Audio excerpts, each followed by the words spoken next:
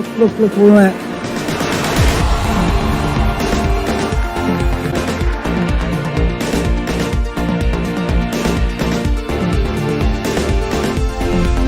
Yes! Yes!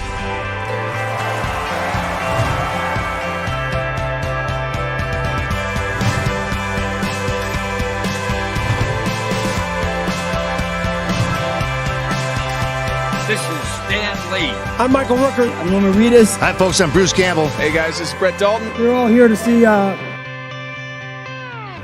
me, of course.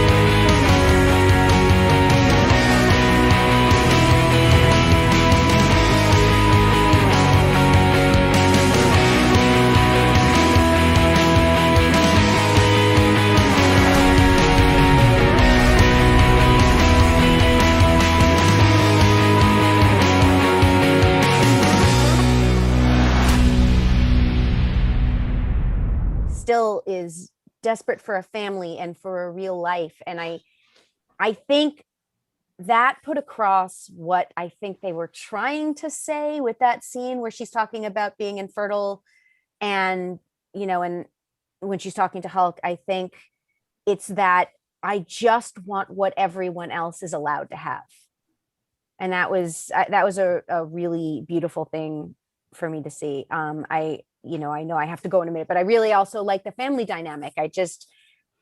Because we all have dysfunctional families in one way or another. And just seeing them all together at the dinner table and just seeing the bonds that you can make with people, even under incredible duress, even when you're forced into a situation together. I just thought that was a really cool thing to see. It gave me so much insight into her character and so much insight into where she fits in the MCU. I wish we'd seen it earlier, but I'm just glad that we got it. Well, she's not forthcoming with the personal stuff, having been a spy. So you got to go through 8 movies before she'll really open up. Yeah, totally.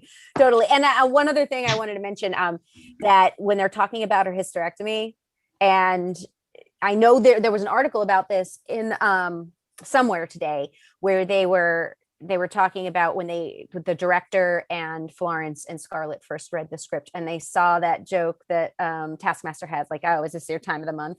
And Yelena's like, oh yeah, I don't have that anymore because hysterectomy, don't have a uterus, don't have ovaries, like that. They wanted to address it head on because they were all really disgusted by that comment.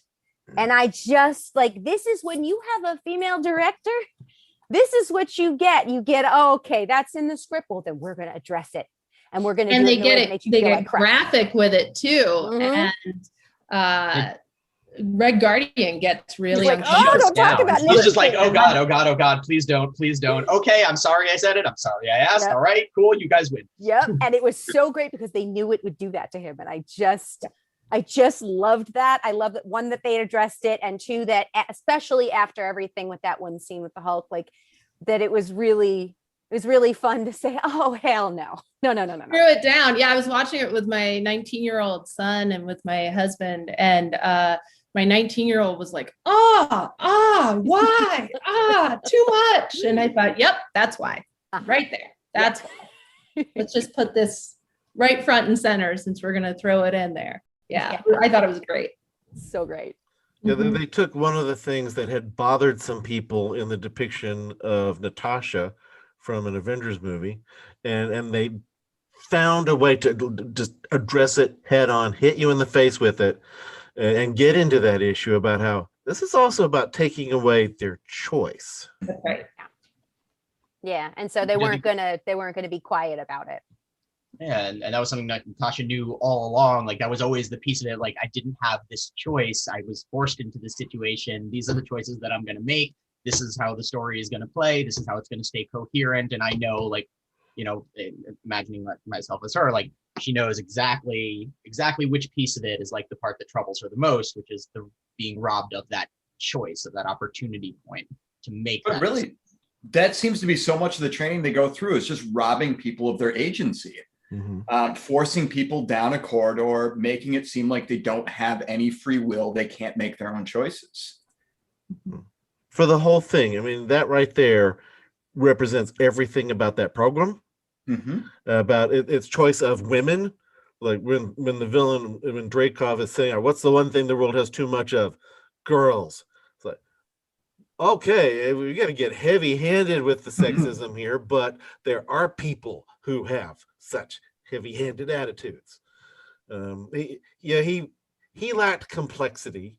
We didn't get to see that much of him, but I think there are some people who don't have greater depth than that.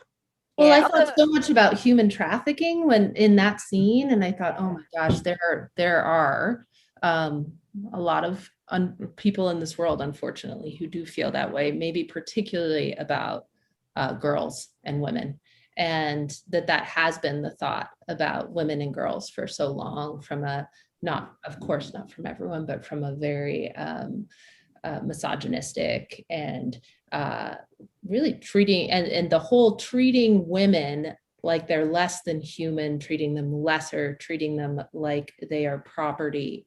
I think that came across commodities. I think that came across very clearly. And in particular in the scene that you're mentioning, Travis, I just had this vision of, oh my gosh, human trafficking at a supervillain level. Yeah, and in the intro too, right, when they're doing the flashing with the girls being in the shipping containers. Yes. Yeah. What was that, Jenna? Oh, I was just going to say, because I do have to run, but I think that's one of those situations where I would have liked to see it as a series in a way, because, I wanted to, I mean, we did need this movie, but I also, would have liked to go back into more of the women in the Red Room, more of the people who are being controlled and what happens when they come out of it, and, find out their names, because I think in a way, I mean, you only have a short amount of time, so you have to focus on the main character's motivations. But at the same time, like it did suffer a little bit from Falcon and the Winter Soldier syndrome, in which you have all of these villains whose names we never really get, so we can't really connect to them in a way. You don't really get to know each of them. So, I think like a longer term series, maybe something longer than 6 episodes, would have been nice. So we could have gotten more into his backstory, into each of the women. And but that said, considering how well they did with the short amount of time that they had, I'm really happy about it. I mean, part of my review, which is up on Vital Thrills, but part of the reason I didn't even give it a higher score was because I was so angry that we had to wait until now. And that really, I think with another film, it might not have been that big a deal, but with this one, for me, it really was. And it really did affect the whole time I was watching it, as much as I enjoyed it, going, this should have happened before. I wanted to know this before. It would have even made her death more impactful. Like just everything about her character would have been more impactful if I had known all these things. So absolutely. Yeah. But on that note, I have to go. So thank you, Jenna. Thanks for having me, guys. Bye. Bye. Good to see you. Oh no, I get to be the token woman now. Oh, dude. This movie did female empowerment right. I'm now every woman. Yay. So we have basically, one what left you on the just are saying team. is you are Black Widow right now. She's wearing black. That's it. Don't give it away. The one that I'd It's better than that. The one that I'd skipped earlier was in Jose Mesa just commented about Hawkeye being the next target. I know there's some people out there who are going, it's like, oh wow, it's like, I don't know, to me it's like we've seen this too many times. It's like, oh, two good people, one's being pitted against another, and I like this, the simple thing about her at the stone in that after credit scene.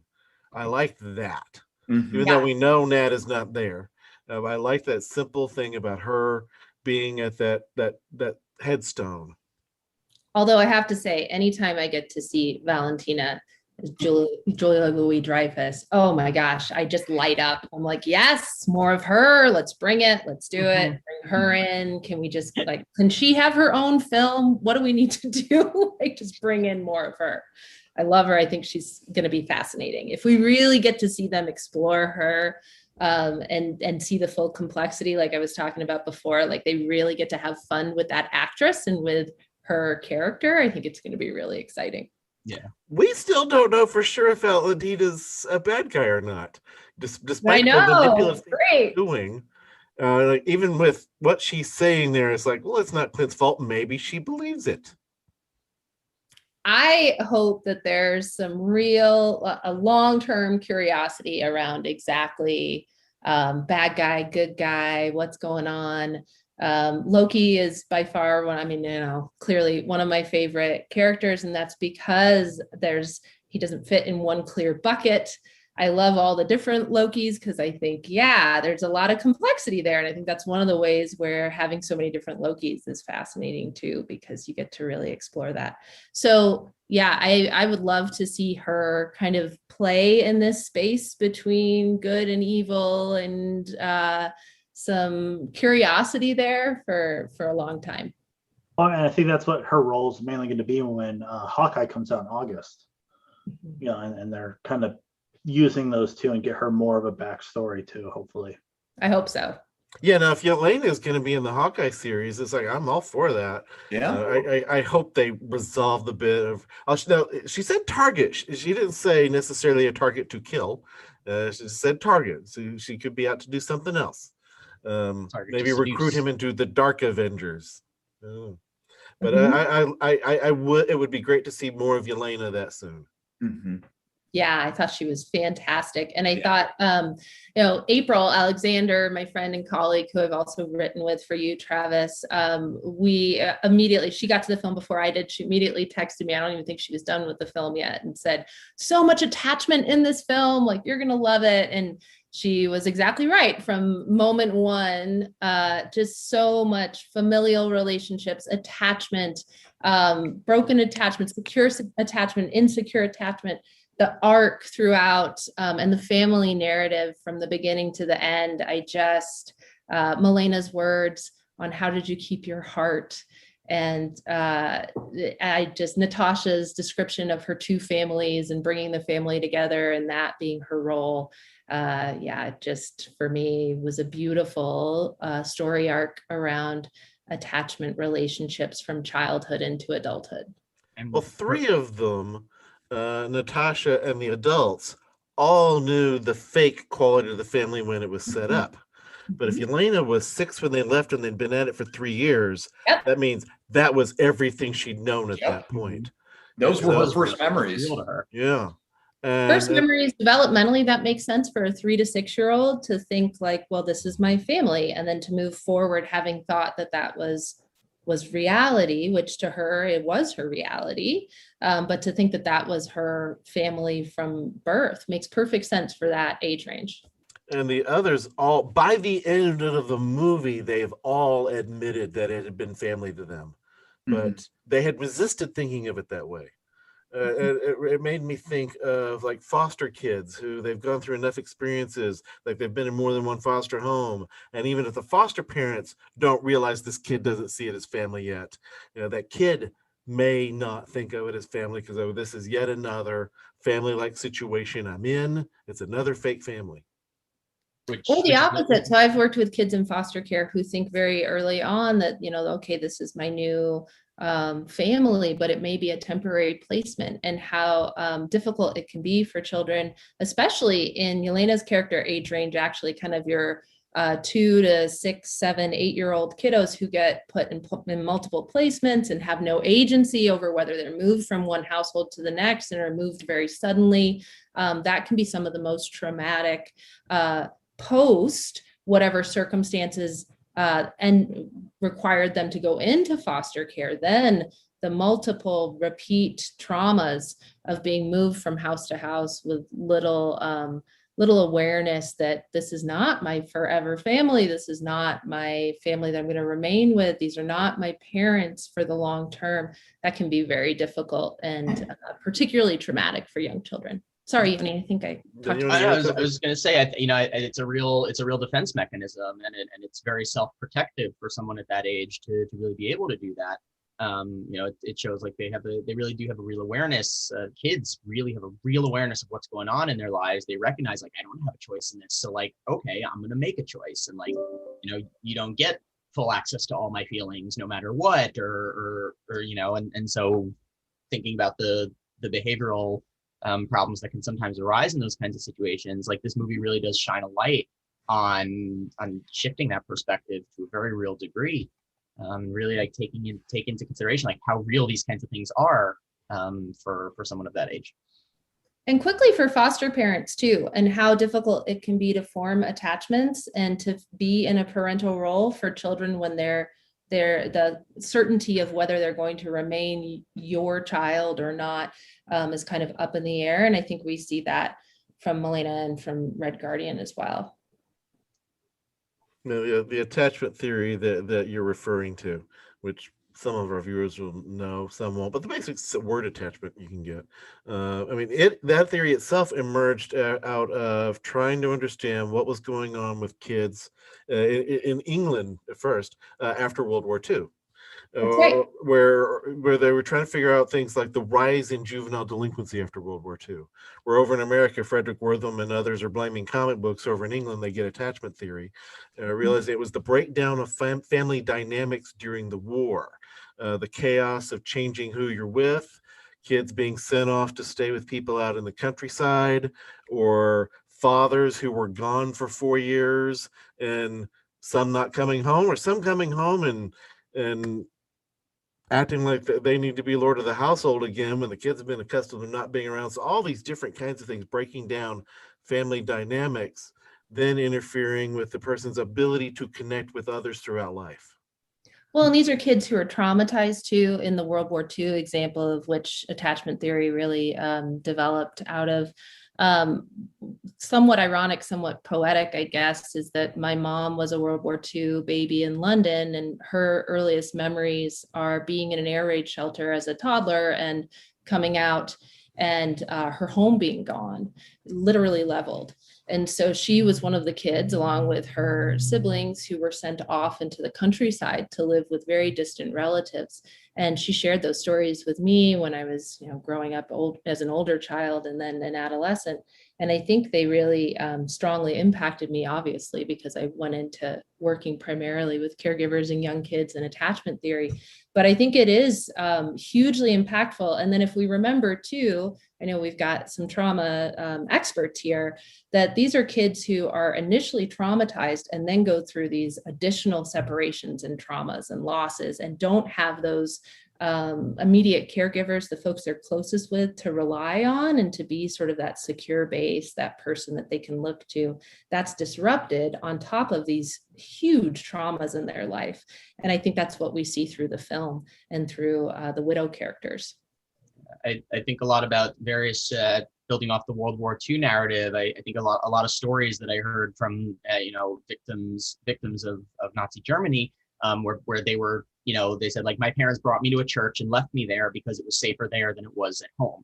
And so there were a lot of stories that I heard from survivors, in their 80s, 90s, and those that seminal events, right? Like, oh, well, suddenly all these people who I thought, were going to be there, they're not there. And they communicated to me, like, you need to fit in, you need to change this, and you need to change X, Y, Z, for self-protection. And you won't be able to see us, and you won't be able to speak with us, and so on and so forth. And that kind of separation, when the person is kind of ripped from their environment, told, like, this is where you're going, right? There's a very quick recalibration that happens a lot of times, and that's really what drives a lot of those behaviors: that hiding, that avoidance, the just all of it. And like, it definitely impacts a person.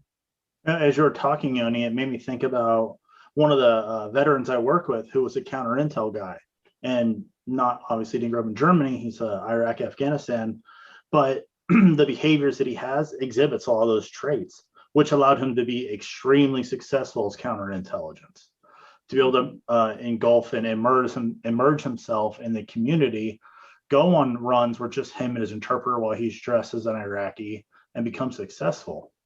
And then now on this side, how much that hinders him because he can't do that, and how impacted he is. So like where Natasha got to have that family growth and find that new meaning in life, that's where I'm stuck with him, is he's trying to figure that piece out.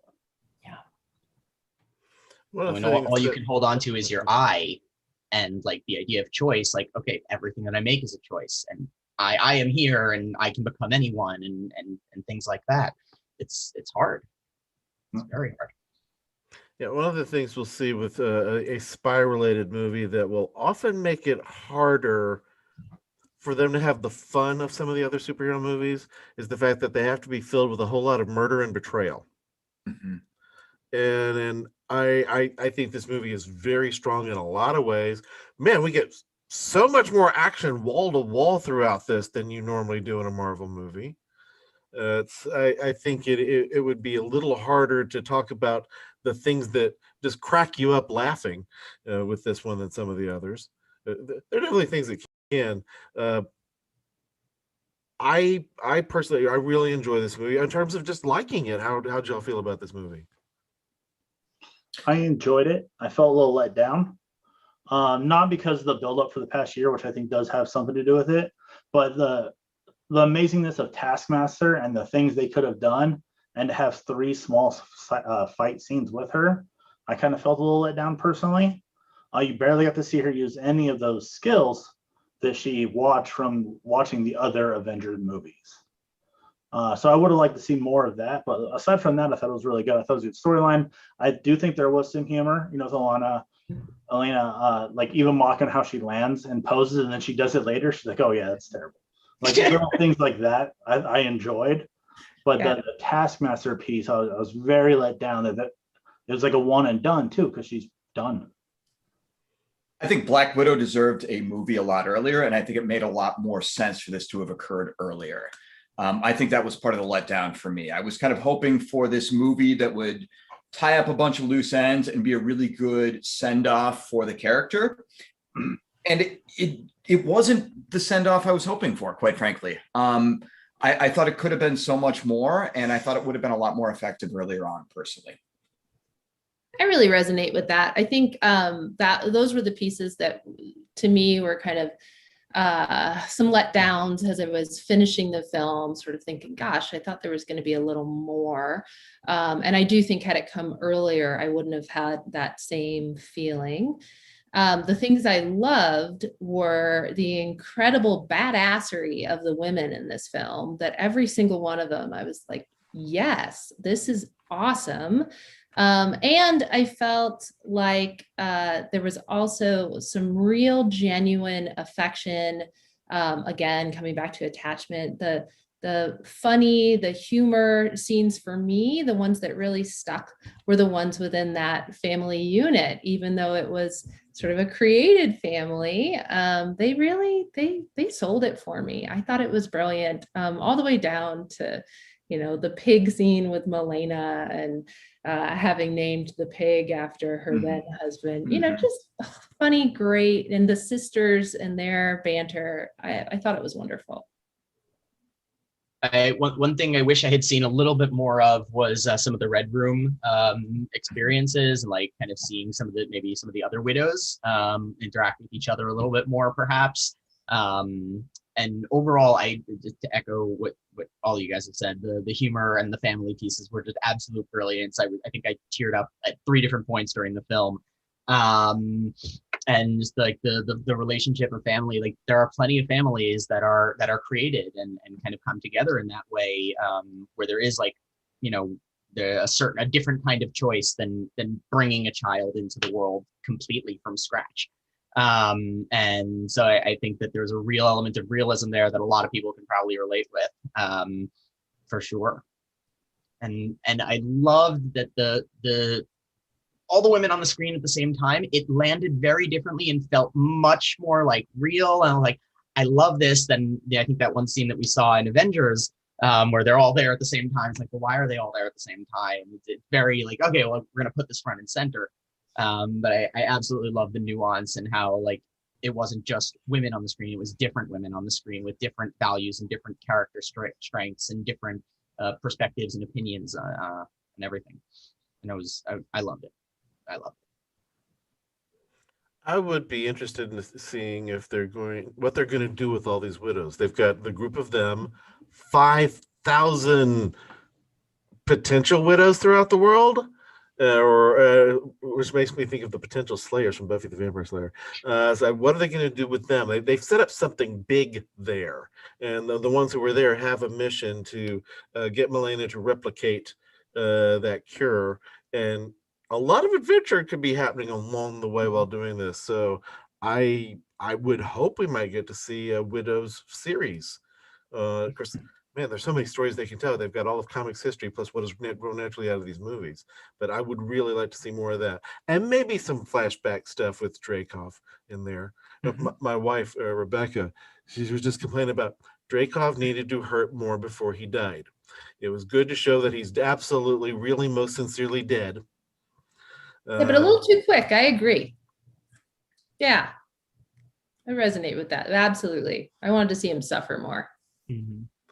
I mean, he did have time to know that he'd failed. In fact, a little more time to know he'd failed than Thanos did. As you know, Thanos does get this moment of it really sinking in and sitting down. But this guy, for once, he's lost his ring and he's desperately getting out, but he still doesn't completely know he's done until, well, the instant he's getting blown up.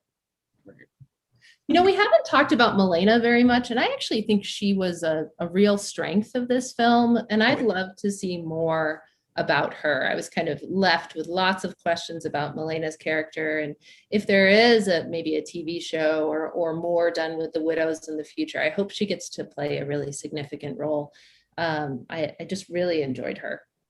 Yeah, I found myself thinking about the idea of motherhood a lot as I was watching. Like, well, what does it mean to be a mother? Okay, all right, it means a lot of things, and a lot of things that I don't quite understand because I don't know enough of her backstory from her perspective. But the choices that she's made to be maternal, the matriarch, as it were, there are like, okay, that is a level of resilience that can definitely get further explored. Yeah, and they make her more complex. I mean, she's not just the mother figure, right? She's a scientist. She clearly is kind of living in this isolated location, and her with her pigs, right? Which I absolutely loved. But she holds on to that photo album. She didn't leave the photo album at the house. She took it with her. And that was a moment of like, oh, this was really meaningful for her. And it did tap into some sort of maternal family role for her. Well, even looking right in the beginning when the family was kind of going on their run, the look on her face wasn't like, oh, this is going to be an inconvenience. It was like, all this is getting thrown out the window. At least that's how I interpreted it. Yep. I wonder if she's on the spectrum. Some of the things about her were this disconnect between her and other people's feelings. It takes her longer to catch up. And the seeming indifference to the suffering of the pig, as you could go, though this seems kind of psychopathic, but to me, it seemed a different kind of disconnect from other people's feelings. I guess one of my thoughts is that if the program was looking for people who had a certain set of psychological traits that made it easier for them to do this type of work, you're going to get some of the folks who might be on the spectrum. I hate to say it, but that's one of the difficulties with doing evaluations of folks who are on that spectrum, at least from a forensic standpoint, is a number of the traits that we might see in a criminal population can be replicated in a person who's on the spectrum, but they're not the same thing. They're not a one-to-one translation. But I can certainly see from an espionage standpoint how you might recruit some of the same sort of folks, though.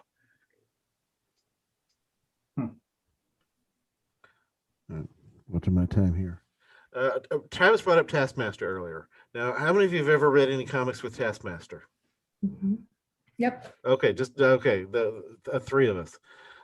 So you know the differences. It had always seemed like Taskmaster would probably need to be a woman for this particular movie. I remember one of my sons, he called it the first time that character was on screen. Me too. Yeah. Yeah.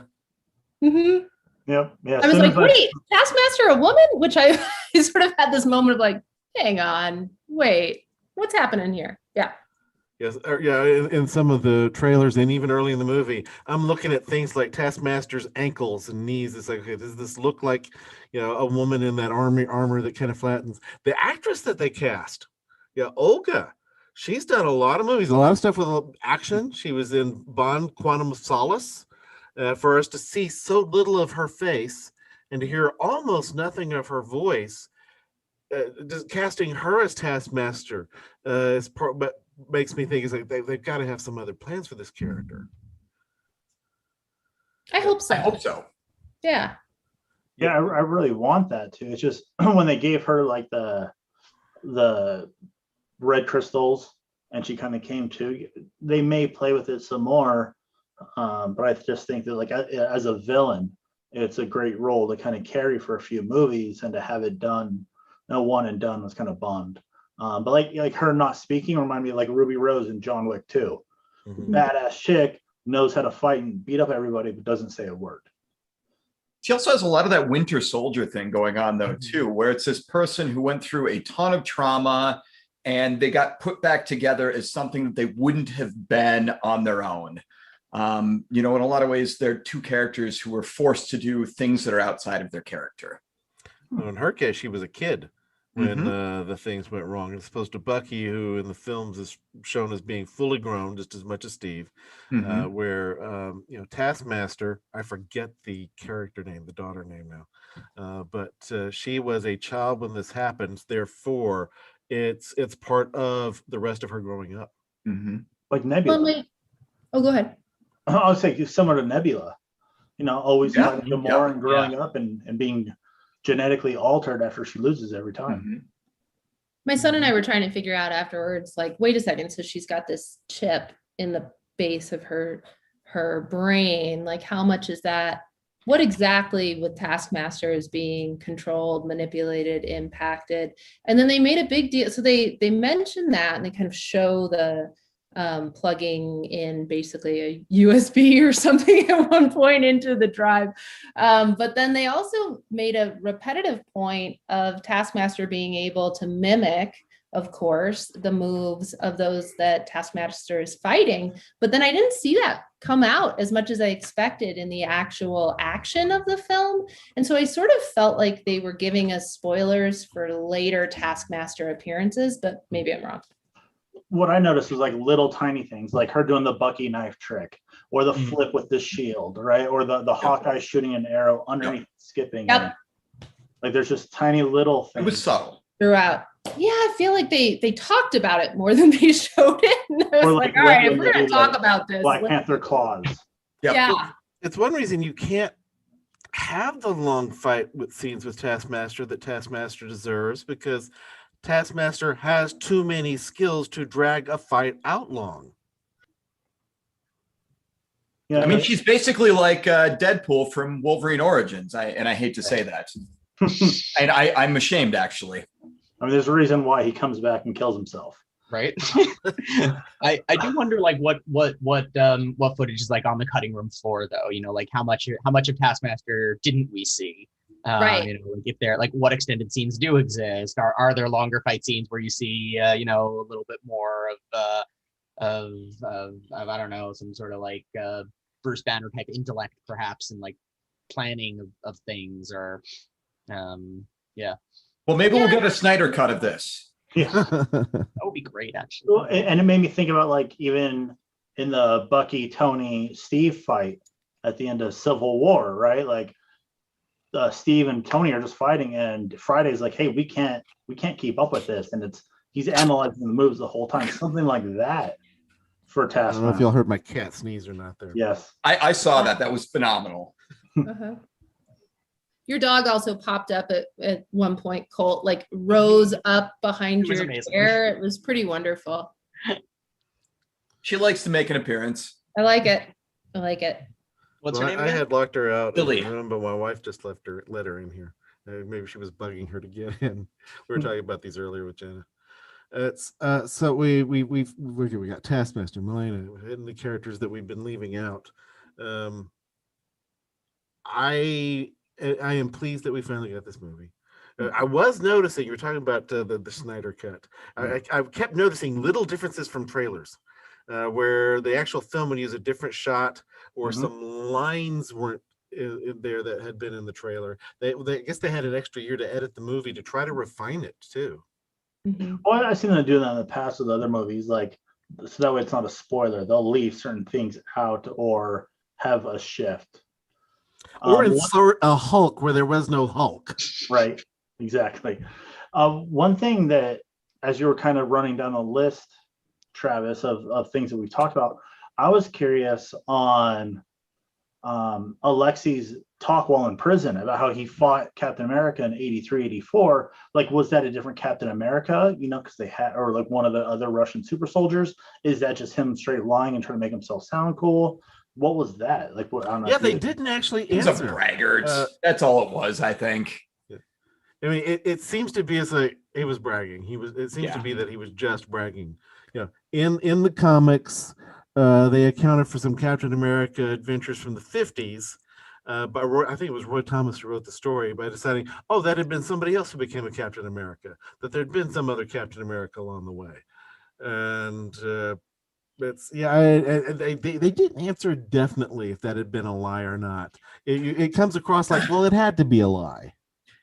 But also look at him. I mean, he was kind of this, like, I hate to say it, but failed hero who got tossed into the gulag, and he's going to do whatever he can to try to make himself a contemporary of an actual hero.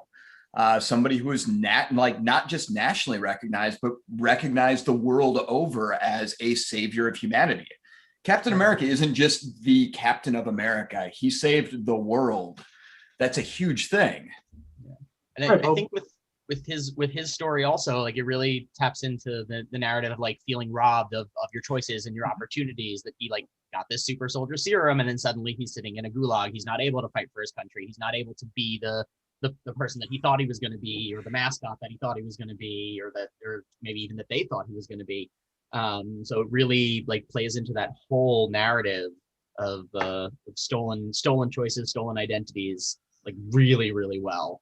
Well, and he didn't even so much frame it as like Captain America and I fought because we were enemies. It was, we are contemporaries. Mm-hmm. Like, there was a mutual respect there almost.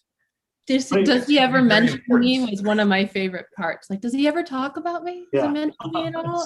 That's like, why would he think Captain America, a Captain America who was frozen, would do that?